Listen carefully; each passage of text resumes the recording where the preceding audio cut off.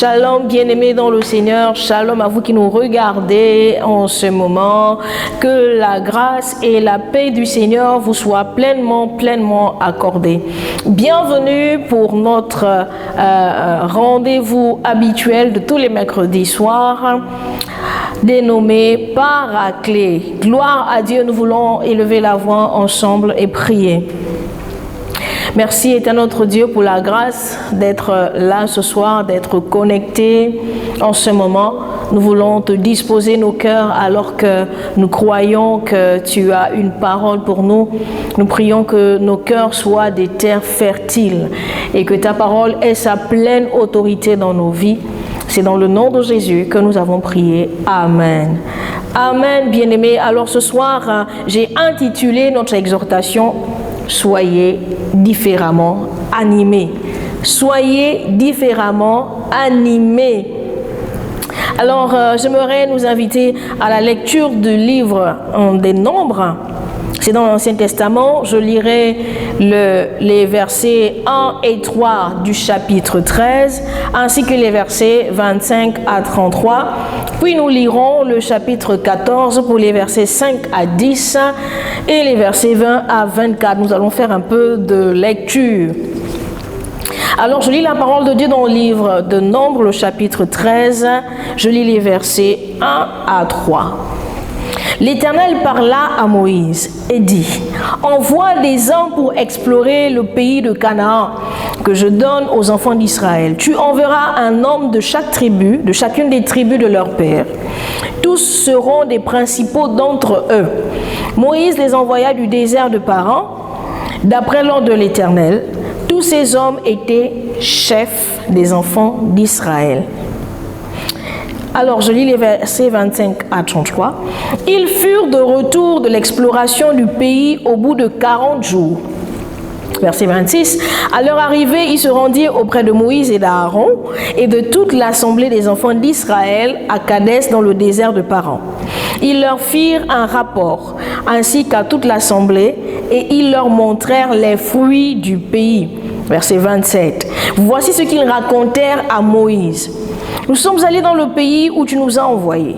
À la vérité, c'est un pays où coule le lait et le miel. Et en voici les fruits. » Verset 28. « Mais le peuple qui habite ce pays est puissant. Les villes sont fortifiées, très grandes. Nous y avons vu les enfants d'Anak. » Verset 29. « Les Amalécites habitent la contrée du Midi. Les Étiens, les Jébusiens et les Amoréens habitent la montagne. Et les Cananéens habitent près de la mer et le long du Jourdain. » Verset 30. Caleb fit taire le peuple qui murmurait déjà contre Moïse. Il dit : « Montons, emparons au nom du pays, nous y serons vainqueurs. » Mais les hommes qui étaient allés avec lui dirent : « Nous ne pouvons pas monter contre ce peuple, car il est plus fort que nous. » Verset 32. Et ils les crièrent devant les enfants d'Israël, le pays qu'ils avaient exploré.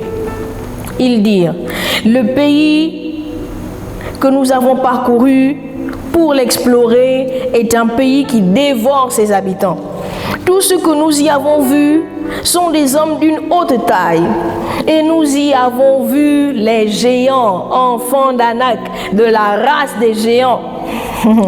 Nous étions à nos yeux et aux leurs comme des sauterelles. » Chapitre 14 du livre de Nombres. Je lis à partir du verset 5. « Moïse et Aaron tombèrent sur leur visage, en présence de toute l'assemblée réunie des enfants d'Israël. Et parmi ceux qui avaient exploré le pays, Josué, fils de Nun, et Caleb, fils de Jephunnée, déchirèrent leurs vêtements et parlèrent ainsi à toute l'assemblée des enfants d'Israël. « Le pays que nous avons parcouru pour l'explorer est un pays très bon, excellent. Si l'Éternel nous est favorable, il nous mènera dans ce pays et nous le donnera. C'est un pays où coule le lait et le miel. Seulement, ne soyez point rebelles contre l'Éternel et ne craignez point les gens de ce pays, car ils nous serviront de pâture. Ils n'ont plus d'ombrage pour les couvrir. L'Éternel est avec nous, ne les craignez point. Verset 10. Toute l'assemblée parlait de les lapider lorsque la gloire de l'Éternel apparut sur la tente d'assignation devant tous les enfants d'Israël. Verset 11. Et l'Éternel dit à Moïse, jusqu'à quand ce peuple me méprisera-t-il? Jusqu'à quand ne croira-t-il pas en moi, malgré tous les prodiges que j'ai faits au milieu de lui? Allons-y au verset 20, bien-aimé. La Bible dit, et l'Éternel dit, je pardonne, comme tu l'as demandé, parce qu'entre-temps, Moïse a intercédé en faveur du peuple, vu que l'Éternel voulait le détruire. Je pardonne comme tu l'as demandé, verset 21, mais je suis vivant, et la gloire de l'Éternel remplira toute la terre. Amen. Tous ceux qui ont vu ma gloire et les prodiges que j'ai faits en Égypte et dans le désert, qui m'ont tenté déjà 10 fois et qui n'ont point écouté ma voix, tous ceux-là ne verront point le pays que j'ai juré à leur père de leur donner. Tous ceux qui m'ont méprisé ne le verront point. Verset 24. Et parce que mon serviteur Caleb a été animé d'un autre esprit et qu'il a pleinement suivi ma voie, je le ferai entrer dans le pays où il est allé et ses descendants le posséderont. Alléluia. C'est le verset 24 qui a donné le titre de notre exhortation. Et parce que mon serviteur Caleb a été animé d'un autre esprit. La version parole de vie dit, parce que Caleb a agi autrement. La version le Semeur dit, parce qu'il a été animé d'un esprit différent. Ce que je comprends, bien aimé, c'est que tout est question d'esprit. Votre position, votre choix, vos actes, nos actes sont impulsés par un esprit. Et cet esprit, c'est l'état de notre esprit.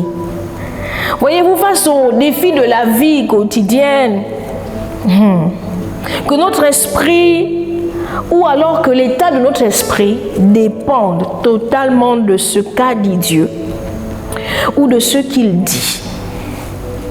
Oui, que la parole de Dieu soit l'esprit qui nous anime, qui dicte nos comportements, qui dicte nos actions, qui dicte nos décisions. Alors, à la lecture de la parole de Dieu, bien aimé, quelques questions se posent. Les ennemis étaient-ils réels lorsque ces espions sont allés à Canaan? Oui. Avec toutes leurs caractéristiques, ils sont grands, ils sont géants, ils sont forts, ils sont le long des mers. Ces ennemis étaient-ils réels? Oui, bien aimé. Mais j'ai une autre série de questions. Mais le lait et le miel, eux aussi étaient-ils réels? Oui.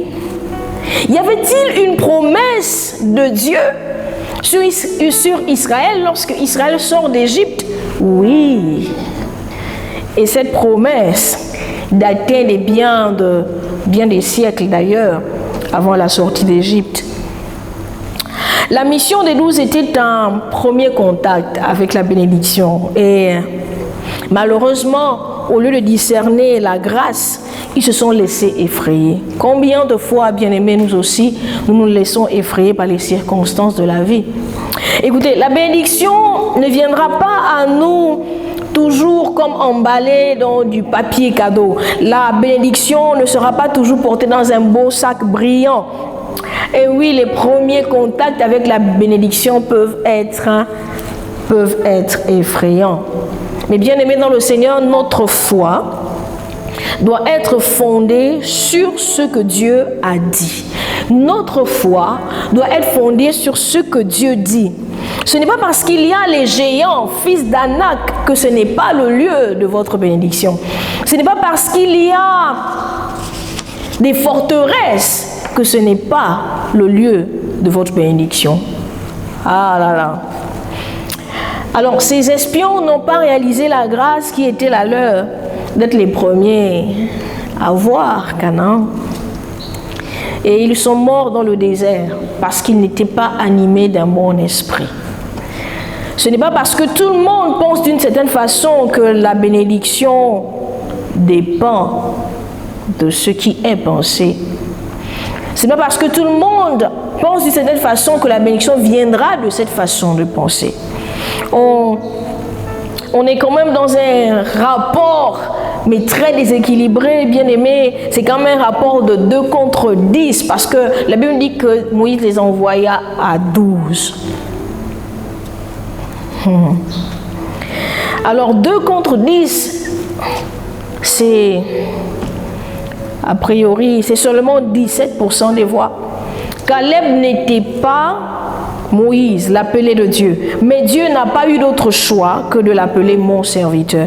Il y a des dimensions de foi, bien-aimés. Il y a une vie de l'esprit qui doit faire parler Dieu sur nos vies.